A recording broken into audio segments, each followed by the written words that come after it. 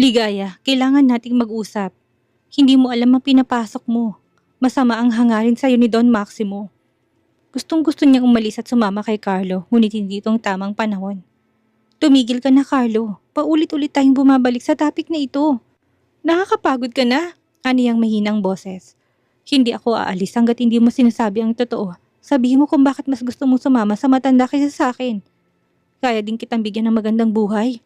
Humarap siya sa binata, matigas ang kanyang mukha at malamig ang boses. Dahil wala akong nararamdaman para sa'yo. Dahil pangarap kong lahat ng meron ako ngayon. Ang buhay sa mansyon, ang atensyon ni Don Maximo tigil sa lahat ang pera. Hindi ko na magiging problema ang pera kahit na kailan. Hindi ko akalain na ganyang klase kang babae. Ani Carlo na hindi makapaniwala. Diretsong tingin niya, nanginginig ang boses ngunit hindi ipinapakita. Oo, mas pinili ko maginhawang buhay. Naging wais lang ako. Lumapit o tinawakan ng kanyang braso. Bakit pakaramdam ko? Nagsisinungaling ka. Binawi niyang braso. Bitawan mo ako, baka makita tayo ni Don Maximo.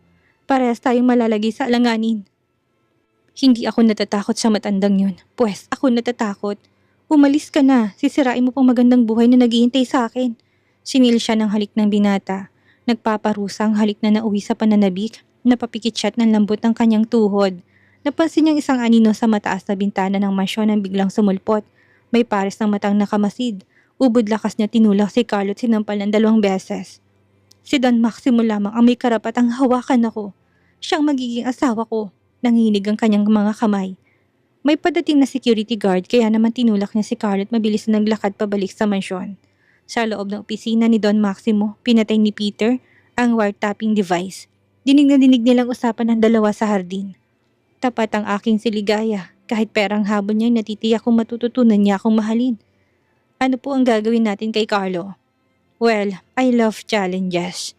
Hayaan na muna natin siya for now. At sa isipin na akong pinipili ni Ligaya, iba sa pakiramdam. Parang bumata ako ng 20 taon. Boss, mukhang gustong-gusto mo si Ligaya. Matagal kong hinintay na magdalaga si Ligaya. Para saan pat inilubog ko sa utang ang nanay niyang mukhang pera. Kung hindi ko siya makukuha, berhen pa siya.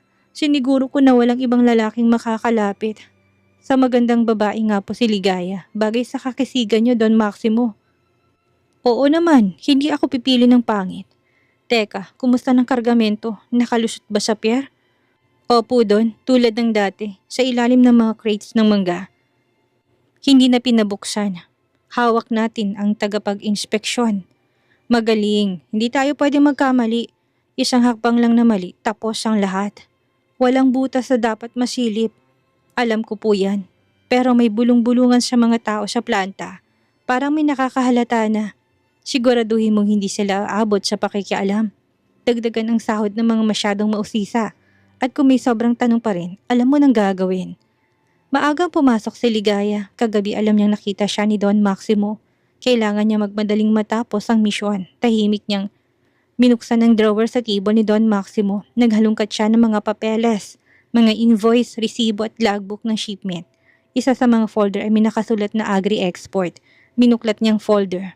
Shipment bound to Taiwan. Kinuhanan niya ng larawan ng mga dokumento. Napansin niyang USB na nakatago sa likod ng file cabinet at mabilis na itong kinuha at sinaksak sa computer na nasa mesa. Mga video recording ng container na binubuksan. Hindi prutas kundi illegal na gamot na balot ng plastic.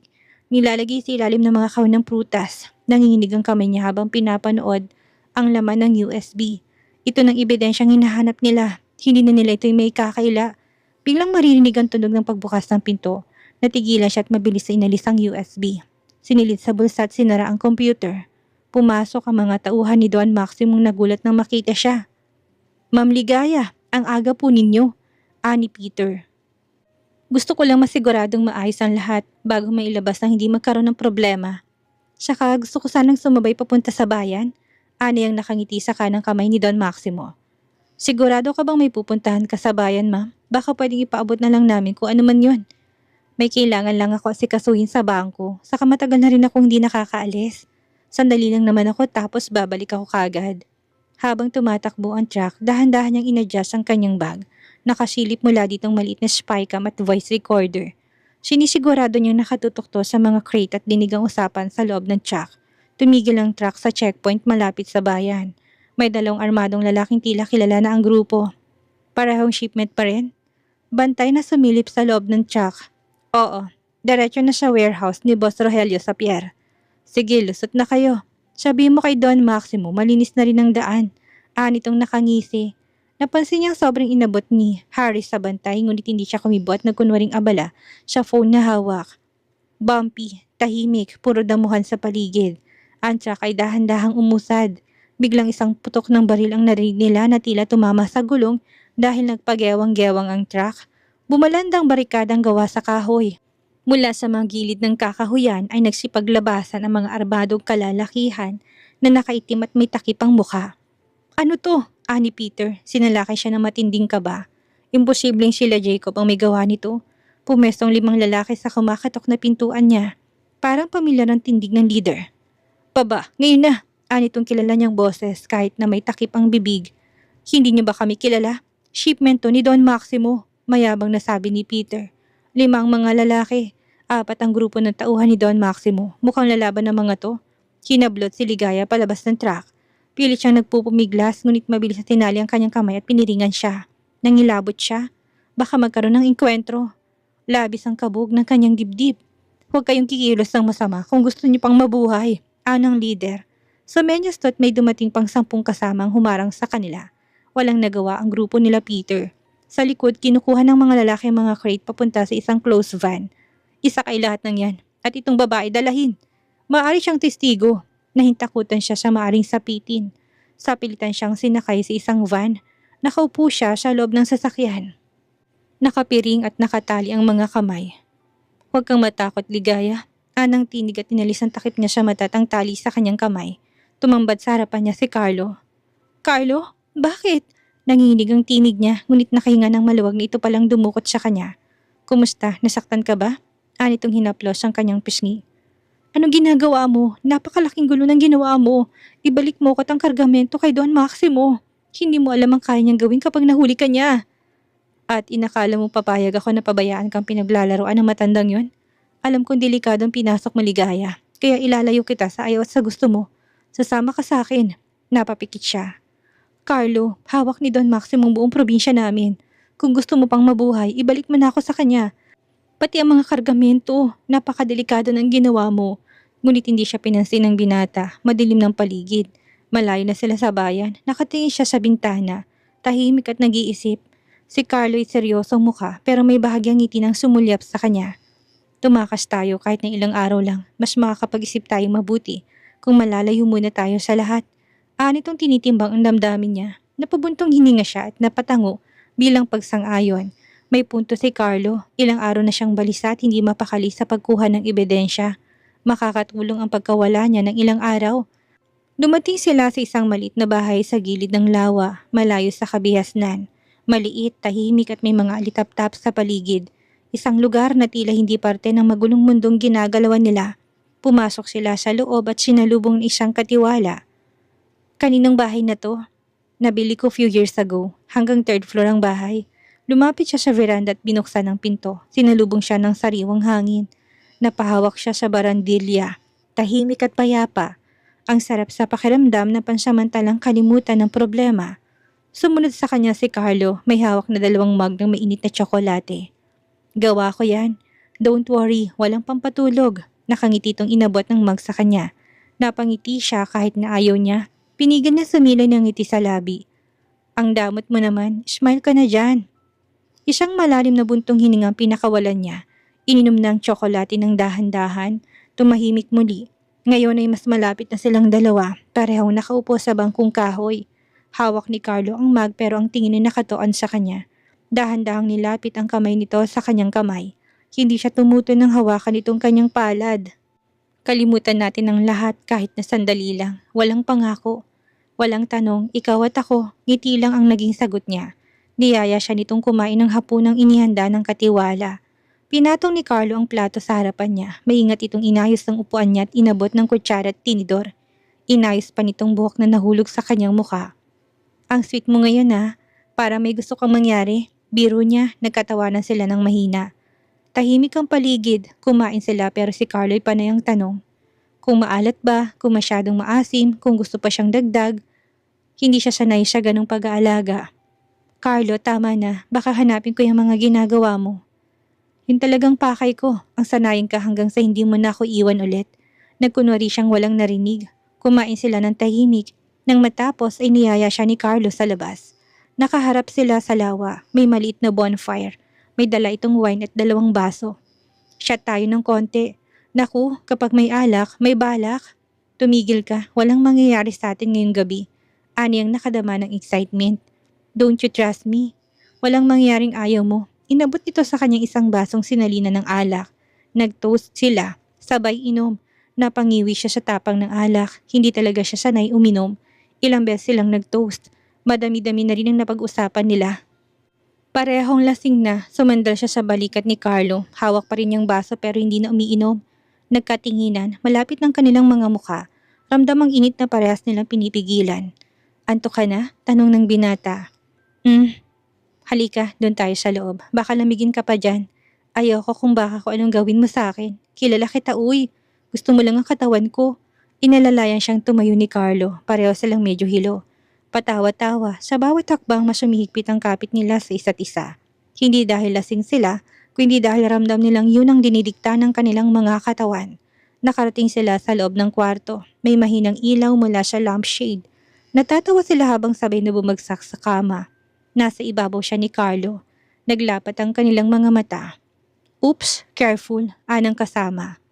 May alam ako na mas masarap na magugustuhan mong tsak. Ani Carlo na may pilong ngiti sa labi. Bastos, madumi talagang utak mo. Nga pala, ibalik mo ng mga panty ko.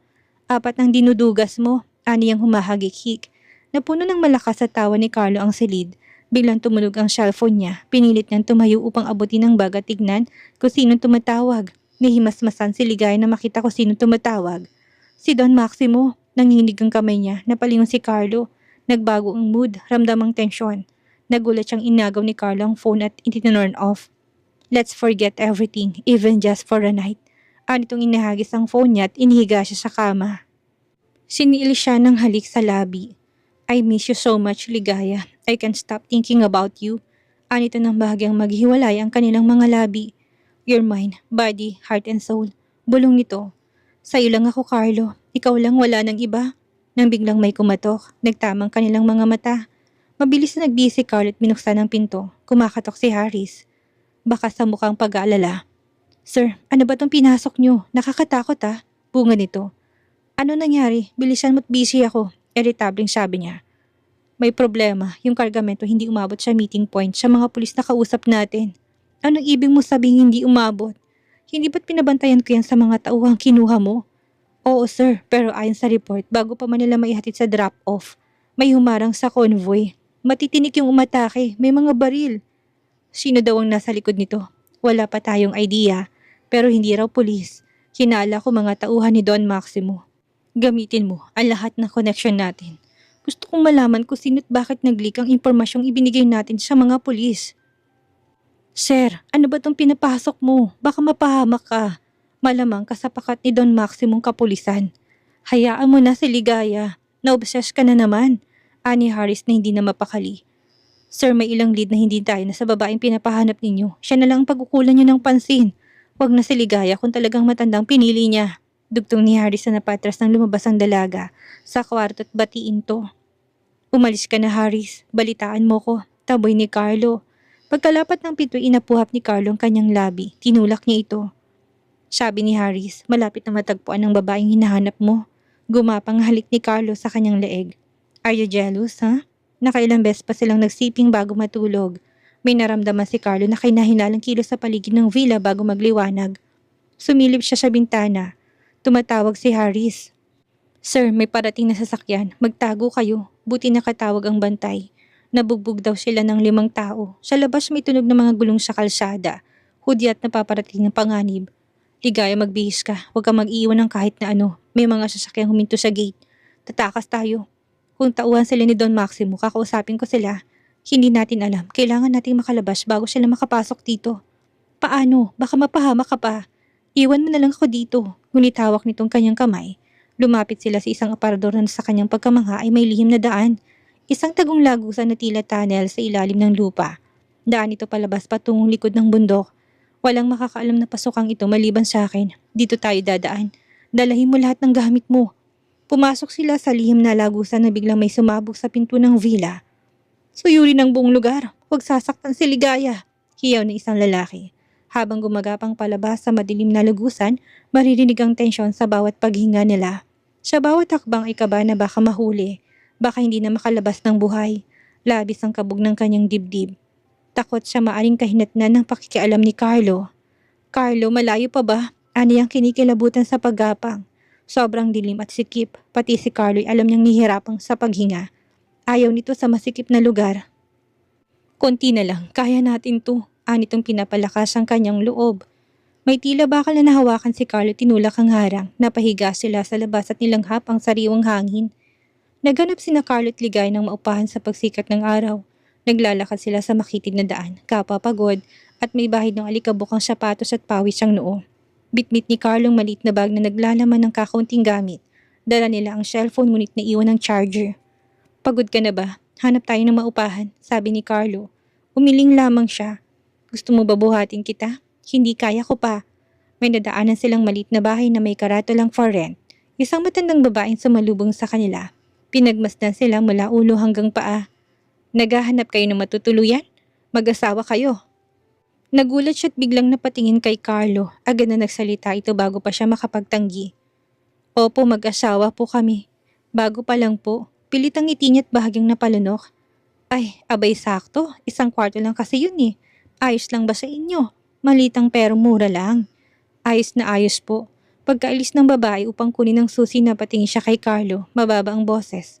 May halong inisit ka ba? Bakit mo sinabing mag-asawa tayo? Wala tayong choice. Sa ganitong lugar, walang babae at lalaki magsasama sa isang bubong na hindi mag-asawa.